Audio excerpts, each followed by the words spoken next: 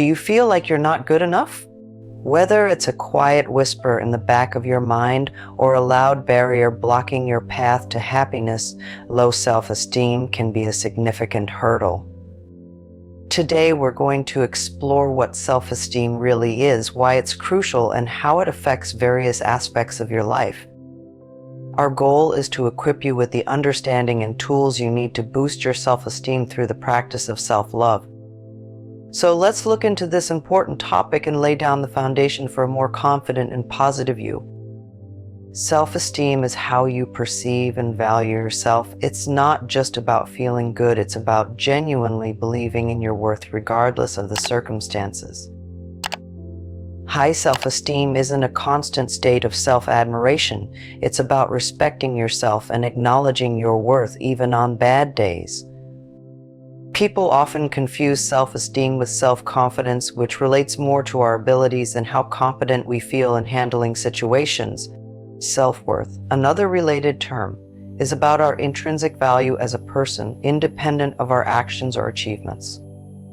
Understanding these differences is crucial because it helps clarify what we're really talking about when we discuss boosting self-esteem. It's about nurturing a deep-seated respect for ourselves that remains stable over time. Why is this important? Because self-esteem influences every interaction we have. From our career choices to our relationships, the level of esteem we hold for ourselves sets the tone for how we engage with the world. When it's low, we limit ourselves in countless ways, often without even realizing it. We might avoid challenges because we fear failure, or we may struggle to form meaningful connections because we don't think we deserve them. Recognizing the signs of low self-esteem can be tricky because they often masquerade as other emotions or behaviors. Common indicators include negative self-talk, where your inner dialogue consists of harsh criticisms or doubts. For instance, you might tell yourself, "I'm not smart enough to apply for that job," or "I don't deserve to be happy." These thoughts can lead to other signs like social withdrawal, where you avoid social situations because you feel you don't measure up or because interactions drain rather than energize you. Other signs might include overcompensating by overworking oneself in various aspects of life to cover up feelings of inadequacy, or constantly comparing oneself unfavorably to others, which is magnified in the era of social media. This constant comparison can result in feelings of inadequacy and despair.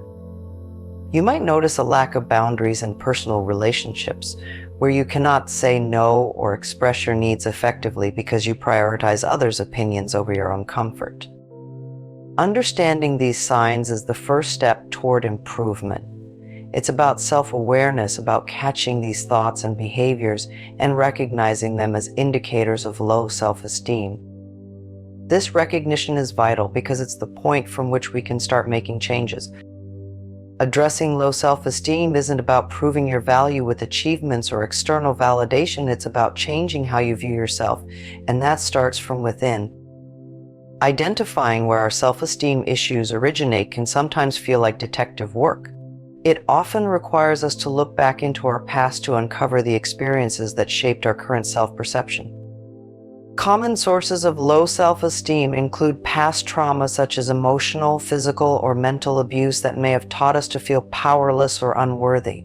However, it's not only negative experiences that shape us.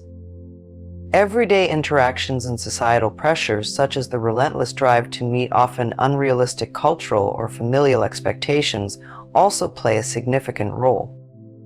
These pressures can come from various sources: parents who expected too much, workplaces that demand constant perfection, or even our own internal drive that tells us we need to match an idealized version of success. Additionally, living in a digital age where social media often presents only the best moments of others' lives can exacerbate these feelings of inadequacy. Understanding that these are common experiences shared by many can be a comforting realization.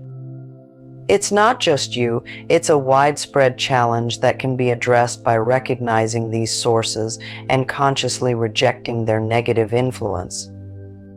Transitioning from understanding the roots of our self-esteem issues, we move into one of the most effective tools for nurturing self-esteem: controlling our self-talk. This internal dialogue can be your greatest ally or your worst enemy. When it's negative, it can trap you in a cycle of self-doubt and despair. On the other hand, positive self-talk has the power to lift your spirits and boost your confidence. Here's how you can harness the power of self-talk. Start by simply noticing the way you talk to yourself throughout the day. Is your inner voice critical or encouraging? Would you talk to a friend the way you talk to yourself? If the answer is no, it's time to shift that dialogue. Begin to challenge and replace negative thoughts with more positive, realistic statements. Instead of saying, "I always mess things up," you can say, "Everyone makes mistakes. I'll use this as a learning opportunity." Integrating affirmations into your daily routine can reinforce this positive self-talk. These are positive statements that, when repeated often, can help to change the way you think about yourself and your life. For instance, affirmations like "I am capable and strong," or "I am worthy of respect and love," can reshape your self-perceptions over time. Remember, the goal here is to cultivate a kinder, more compassionate inner voice. This shift doesn't happen overnight, but with consistent practice, your self-talk can become a positive force in your life. Moving forward in our journey to boost self-esteem involves setting realistic goals.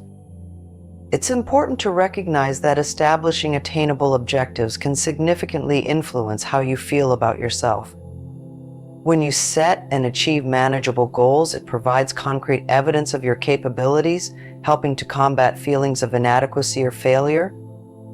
Begin by defining clear, achievable goals. These should be specific enough to provide direction, but flexible enough to accommodate life's unpredictability. For instance, instead of aiming to be the best at something, you might set a goal to improve your skills in a particular area by taking specific actions like attending a workshop or practicing regularly. Celebrating the small wins is crucial here. Each time you achieve a mini goal, take a moment to acknowledge your success. This practice helps build momentum and affirms your ability to achieve things, which in turn boosts your self-esteem. As you work on setting and achieving goals, it's also vital to build a support system. This involves surrounding yourself with people who recognize your worth and uplift you. A strong support network can provide emotional comfort and practical advice as you navigate the ups and downs of life. To cultivate such relationships, seek out individuals who are positive, supportive, and understand the importance of mutual respect. These can be friends, family members, colleagues, or even mentors. Actively engage with them, share your experiences, and be open to receiving and offering support. Sometimes just knowing that there are people who believe in you can make a significant difference in how you view yourself. In addition to personal relationships, consider joining groups or forums where you can connect with others who share similar goals or challenges. These platforms can offer not only companionship but also different perspectives that might help you see yourself and your struggles in a new light. Building and maintaining a supportive network is a dynamic process that evolves as you grow and change. It is an ongoing part of nurturing your self-esteem. The journey is both personal and progressive. It's about making small, consistent changes that reinforce your value to yourself. Accept the practices of positive self-talk, goal setting, nurturing supportive relationships, engaging in self-care, and relinquishing the grip of perfectionism. Each step you take is a building block in constructing a stronger foundation of self-love and respect. Now, I invite you to start implementing these strategies today. Choose one area we discussed that resonates most with you and take a step towards enhancing your self-esteem. And as you make these changes, share your experiences and progress. Comment below with the strategies you're trying or any questions you might have.